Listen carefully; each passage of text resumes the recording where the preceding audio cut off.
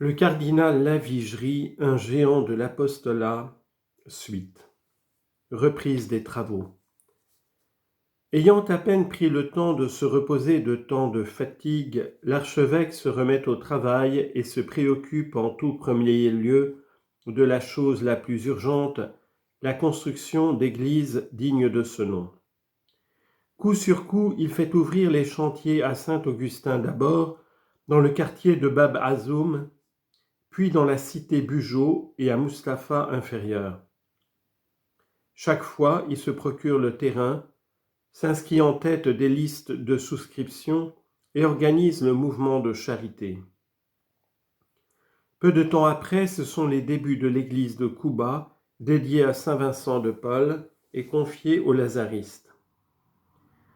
Des entreprises aussi considérables dans un pays à peine conquis et où les catholiques sont peu nombreux et sans grandes ressources, réussissent cependant et font dire à un de ses collaborateurs « Monseigneur nous étonne toujours par la variété de ses ressources et la grandeur de ses conceptions. C'est un homme qui gouvernerait un monde, c'est un administrateur sans pareil. » Écrivain, orateur, homme d'autorité, grand évêque, il excelle en tout. Mais ce qu'il continuait à rechercher, c'était évidemment la liberté de l'apostolat auprès des indigènes, cela encore sans résultat. Il avait pris occasion d'une bénédiction de charrue à moteur et du discours prononcé en cette circonstance pour réclamer en faveur de l'Algérie un peu plus de liberté et moins de sotte centralisation administrative qui faisait sans cesse dépendre du bureau d'un ministère parisien la moindre décision. Il n'hésita pas non plus à réclamer pour lui-même le bénéfice d'un peu de largeur d'esprit en rappelant les entraves qu'avaient connues ses prédécesseurs. Pendant qu'on leur refusait ainsi toute liberté d'apostolat, dit-il, mes deux vénérables prédécesseurs avaient la douleur de voir élever à grands frais des mosquées le plus souvent inutiles, de voir encourager par des subventions des écoles, des réunions religieuses où s'exaltait le fanatisme indigène, de voir le pèlerinage de la Mecque facilité, accompli aux frais de l'État par les musulmans de l'Algérie, de voir enfin donner au nom de la France, chose vraiment incroyable, l'enseignement du Coran à ceux mêmes qui ne l'avaient jamais connu, comme les habitants de la Kabylie. Il recourt alors à la prière comme à un moyen définitif pour emporter la place. L'Association de Notre-Dame d'Afrique pour la conversion des musulmans compta bientôt sous sa vigoureuse impulsion plus de 80 000 enrôlés.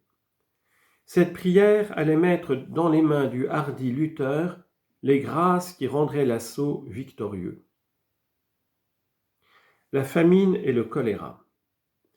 À la fin de l'année 1867, le choléra s'était abattu sur l'Algérie.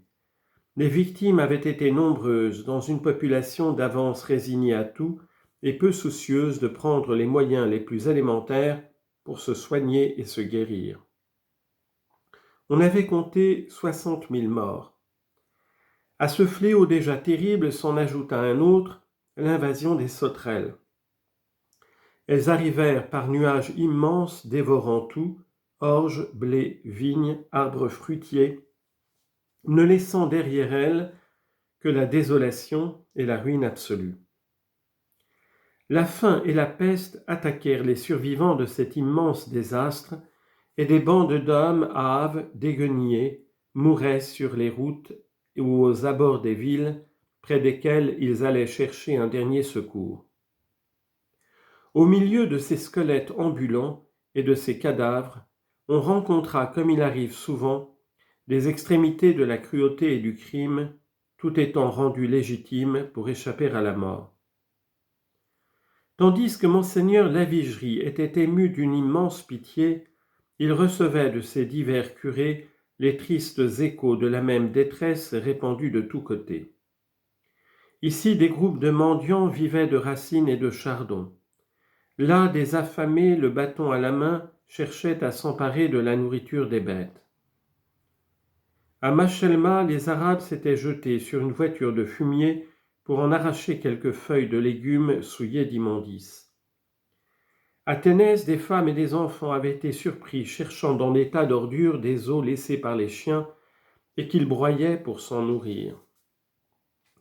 Tandis que le gouvernement et les chambres délibéraient, l'archevêque se mit à l'œuvre. Il adopta par hasard un enfant arabe de 10 ans, rencontré sur sa route, et auquel il donna son nom, Charles Omer Ben Saïd.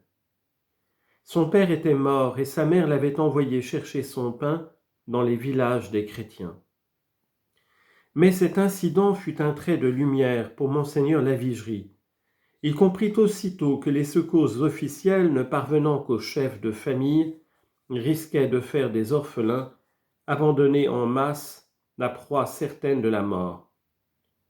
Cette heure de la grande charité allait être vraiment l'heure de Dieu.